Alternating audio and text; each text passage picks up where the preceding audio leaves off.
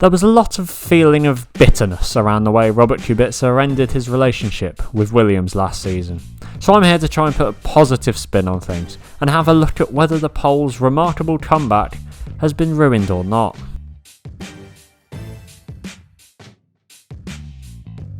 For those of you who don't know, Robert Kubica had a promising career as a driver, showcasing his talent almost immediately when he scored a podium in just his third Grand Prix in 2006. The following seasons at BMW Sauber were promising, with multiple podiums and even one win at Canada, but they weren't without controversy, with allegations of bias from BMW towards Kubica's teammate, the German Nick Heidfeld. To cut a long story short, a poor 2009 season saw Kubica's relationship with BMW come, to an end. In 2010 he joined Renault, a new look team after their Crashgate controversies the season before, and was joined by the Russian rookie Vitaly Petrov. Petrov was not the best of drivers. Is that harsh? Probably. He was consistently outqualified and outscored by his teammate, but both were to be retained for 2011 after a 5th place finish in the Constructors' standings, and after Kimi Räikkönen denied any chance he was going to join that Renault team.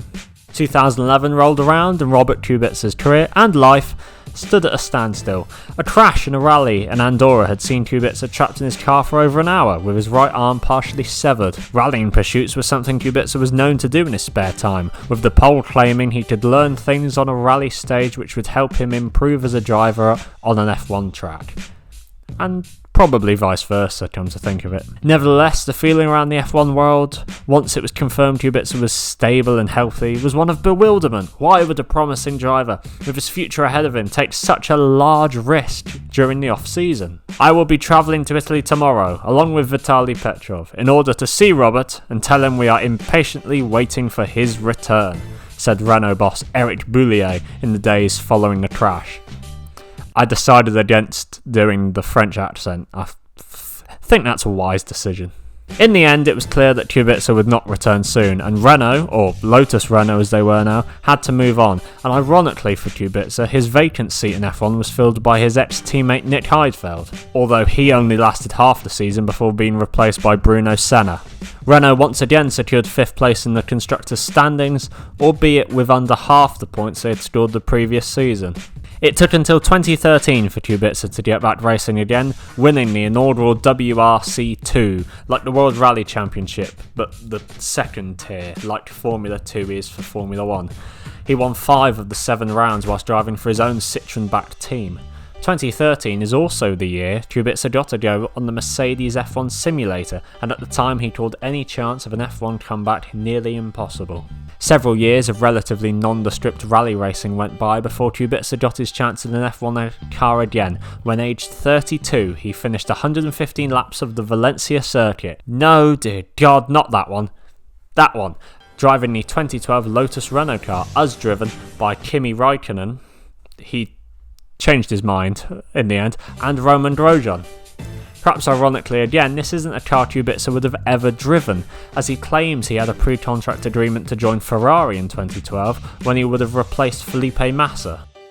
It's of course important to note that Kubica is Poland's only ever F1 driver, and is something of a national hero. His fans travelled the world to support him, and so were probably disappointed when, at the 2017 Goodwood Festival of Speed, Kubica, once again driving the 2012 Renault, said his fans were getting over-optimistic.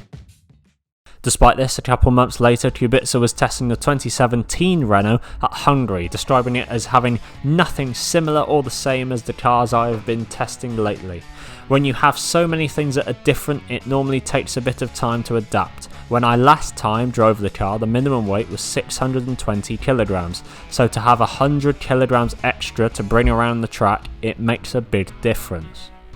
I decided against doing a Polish accent. Again, I think that's for the wiser. Despite these obstacles, Kubica was appointed test driver for the Williams teams for 2018, making quite a remarkable physical comeback when you compare pictures between him then and him a few years prior. He replaced Paul di Resta as test driver, but lost out on the vacant race seat left by Felipe Massa to the mighty Russian Sergei Sorokin. The 2018 Williams struggled, going from 5th in the standings the season before to dead last, With pressure mounting on the team from Kubica's fans over the course of the season, with Lance Stroll heading to Racing Point, Kubica's return to F1 in a full-time race seat seemed inevitable. And that's because it was. The 2019 season for Williams was unfortunately even worse than the season before, with the car being in a class of its own at the back of the grid. The car was never at risk of not making the 107% mark, but they were often closer to that marker than they were to pole position. Kubica was joined by a rookie in the form of Mercedes-backed Formula 2 champion George Russell, who immediately showed his aptitude in the car, out-qualifying Kubica by over 1.6 seconds in the opening round at Australia. This wouldn't be a one-off, in fact, the very opposite of that, as Russell out-qualified Kubica 21 times over the course of 21 races. Kubica even had an embarrassing moment in Australia when he claimed he misjudged the width of the car. However, his form did improve, I guess you could say. At Monaco, he was running well before being pole-axed, get it, by Antonio Giovinazzi at Rascasse. At the 8th round in France, he finished ahead of Russell for the first time, before his day of days came at Hockenheim. Having managed to keep it on the tarmac for the majority of the race, and managing to capitalise on a mistake from Russell, Kubica crossed the line in a valiant P12, before both the Alfa Romeo cars were handed time penalties, seeing Kubica promoted up to P10, scoring his first point since the 2010 Abu Dhabi Grand Prix. As the season went on, Kubica seemed to get more publicly bitter towards his unperforming team, criticising reversions to older parts, clear visual differences between his and his teammates' car, not getting the steering wheel design that he had requested, and of course the debacle when he was withdrawn from the Russian Grand Prix to save parts after George Russell had crashed out.